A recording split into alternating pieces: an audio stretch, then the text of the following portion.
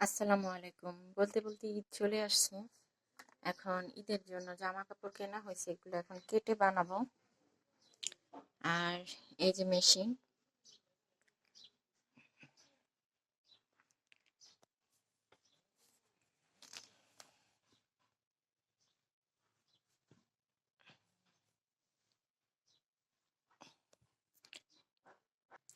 আর এটা হচ্ছে আমার ওভারলক মেশিন।